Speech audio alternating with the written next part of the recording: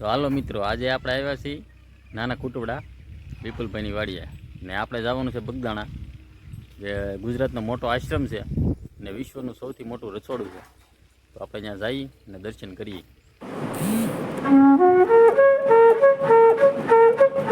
તો વિપુલભાઈની વાડીએથી બહુ કઈ આઘું નથી, ઓલા કહે ને એમ મામાનું ઘર કેટલે દીવો બળે એટલે, બસ એટલું જ આઘું છે.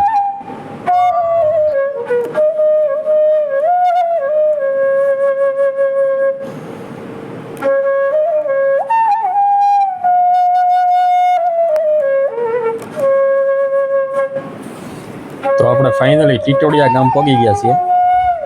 તો હવે પછીનું જે ગામ આવે એ બગદાણા. આ સામું દેખાય મંદિર, એ ભજનદાસ બાપાનું મંદિર છે. ભજનદાસ બાપા જેનો જન્મ લાખણકા ગામે થયો હતો અને આ બગદાણા જે છે તે તેની કર્મભૂમિ છે. અને સામી બતાય એ બગડ નદી છે અને બગડ નદીના કાંઠે જ તે આશ્રમ છે. તો આપણે ફાઇનલી બગદાણા પહોંચી ગયા છીએ. ગાડી અહીંયા પાર્કિંગ કરી શ્રીફળ ને એવું લઈ ને ભજનદાસ બાપાના દર્શન કરવા જઈશું.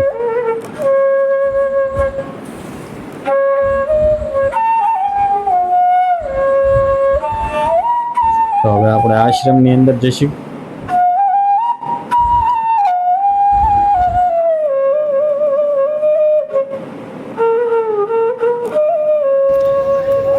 ફાઇનલી આપણે પહોંચી ગયા છીએ બગદાણા. ભજનદાસ બાપાના દર્શન કરીએ.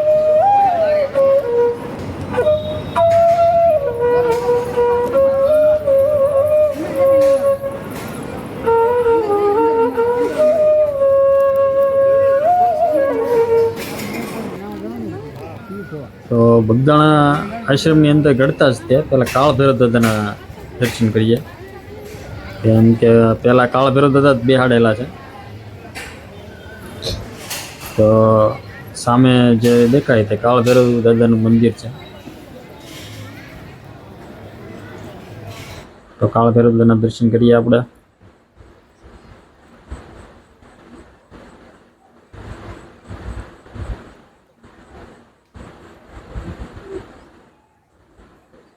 ને અહીંયા કાળ ભૈરવ દાદાના દર્શન કરી અને આપણે જઈશું સમાધિ મંદિર તરફ.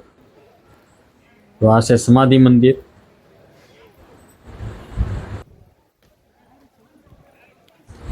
તો ભજનદાસ બાપાનો આશ્રમ બહુ મોટો અને વિશાળ છે. તો આશ્રમની અંદર તમારે ₹1 ક્યાંય ખર્ચવાની જરૂર નથી. બધી સુવિધા મળી રહે, ખાવાની, પીવાની, હુવાની ને વિના મૂલ્ય એમ.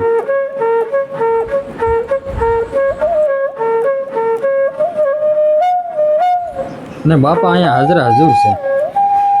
તમે જે મનોકામના રાખો એ બાપા પૂરી કરે છે એવું કહેવાય છે. કહેવાય નહીં પણ હજારો શ્રદ્ધાળુનો વિશ્વાસ છે. તો હવે આપણે જઈશું ધ્યાન મંદિર તરફ, જ્યાં ભજનદાસ બાપા વડલા હેઠે બેસીને ધ્યાન કરતા તે વડલો હું તમને બતાવીશ. ને સામે આવેલું છે તે ભજનદાસ બાપાનું મેન મંદિર છે. તો ત્યાં પણ આપણે જઈશું ને ત્યાં પણ દર્શન કરીશું. તો આ છે ધ્યાન મંદિર.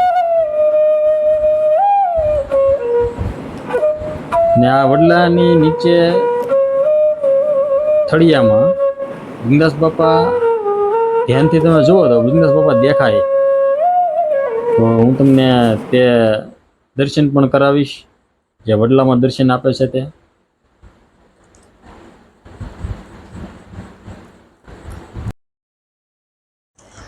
આ બધા વડલા ભજનદાસ બાપાની હયાતીના.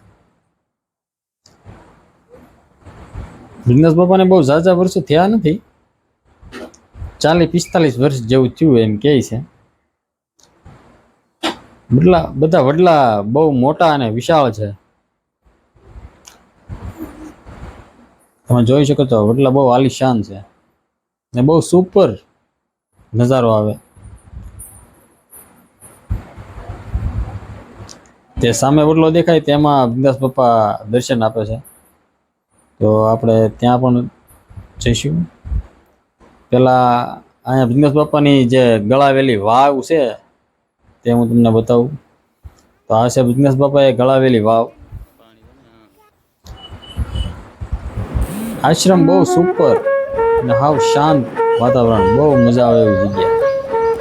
તો સામે વડલામાં તમને ધ્યાનથી જુઓ તો વિઘ્નેશ બાપા બતાશે. આ ફૂલની માળાની વચમાં જુઓ ધ્યાનથી તો વિઘ્નેશ બાપા હોય એવું લાગે. તો વડલામાં આપણે વિઘ્નેશ બાપાના દર્શન કર્યા. આ છે અન્નપૂર્ણામાં. તો અહીંયા આશ્રમમાં 24 કલાક અન્નક્ષેત્ર ચાલુ રહેશે, કોઈ ડગ દેતું નથી. એટલે અન્નપૂર્ણામાંની કૃપા છે. તો હવે વિઘ્નેશ બાપાની આરતીનો આપણે લાભ લઈશું. બરોબર આપણે સમયે પહોંચી ગયા છીએ. તો વિઘ્નેશ બાપાની આરતીનો લાવો લઈએ.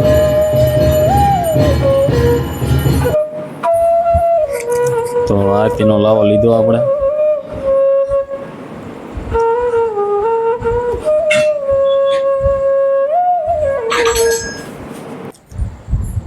અને આ વિઘ્નેશ બાપાનું મેન મંદિર છે. તો આપણે મંદિરની અંદર જઈ અને બાપાના દર્શન કરીએ.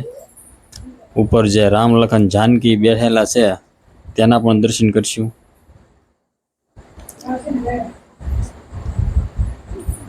અહીંયા કોઈ રોકટોક નથી. એમ તમે કેમેરા કે શૂટિંગ તમારે જે ઉતારવું હોય એ ઉતારી શકો. અમુક જગ્યાએ ન લઈ જવા દે, પણ અહીંયા તમારે જે કાંઈ ઉતારવું હોય એ ઉતારી શકો ને કોઈ રોકટોક નહીં એમ. તો હવે બાપાની જે મેન મૂર્તિ છે તેના આપણે દર્શન કરીએ. મૂર્તિ બહુ અદ્ભુત છે, જે પંચ રત્નથી બનાવેલી છે. એટલે જોતા જ આપણું મન આકર્ષિત કરે એવી મૂર્તિ છે.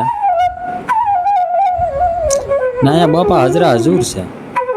અહીંયા મનોકામના જે કાંઈ હોય તે વિઘ્નેશ બાપા પૂરી કરે છે.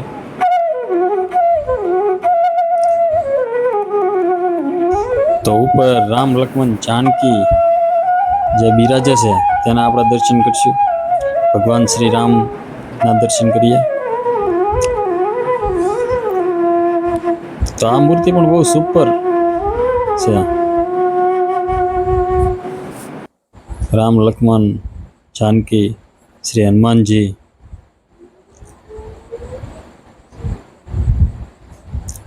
હનુમાનજીના દર્શન કરી લે. ને સામે જે ગણપતિ બાબા બિરાજે છે તેના પણ દર્શન કરી લો. મૂર્તિ બહુ સુપર છે. ને આખા મંદિરમાં આરસ જ વપરાણેલો છે. આરસ સિવાય કાંઈ નહીં. એકલા આરસથી મંદિર બનાવેલું છે. ને મંદિરે પણ બહુ વિશાળ.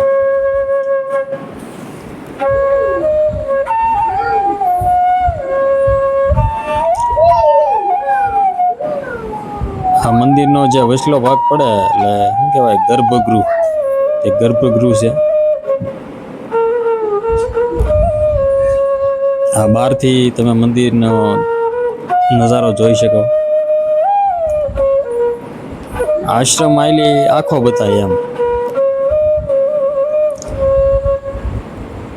આ લીમડાન ઝાડવાન તમે જોઈ શકો. બહુ મસ્તીની જગ્યા છે.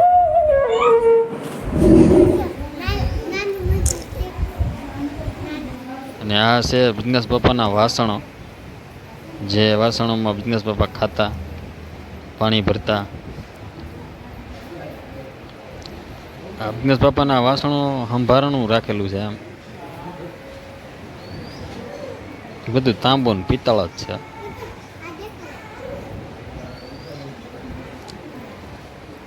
અને આ છે મંદિરનો ડેમો, એટલે કે આ રીતનું મંદિર છે. મેન મંદિર જે છે એ.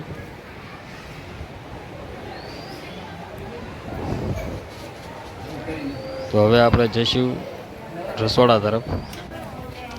આ બધા સ્વયંસેવકો છે.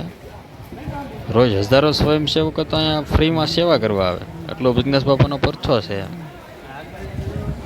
અને અહીંયા હજારો નહીં લાખો એક સાથે પબ્લિક આવે તો પણ જમી શકે. અને બધાને પાછું પંગીતે બેહાડીને જ જમાડવાનું એમ. અને આ છે વિશ્વનું સૌથી મોટું રસોડું. તમે શેડ જોઈ શકો છો. આવા એક નહીં 4 શેડ તો મિનિમમ ચાલે છે અહીંયા.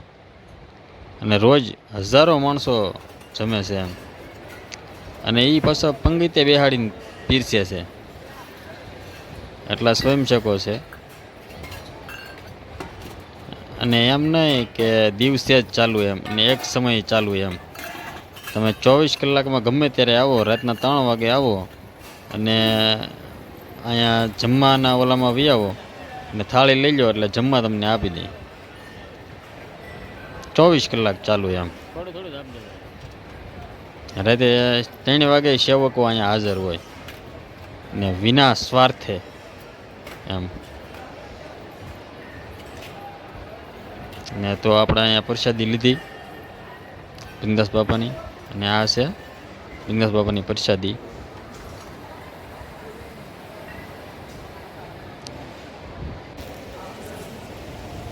તો મિત્રો મેં તમને બગદાણા બિંદાસ બાપાના દર્શન કરાવ્યા.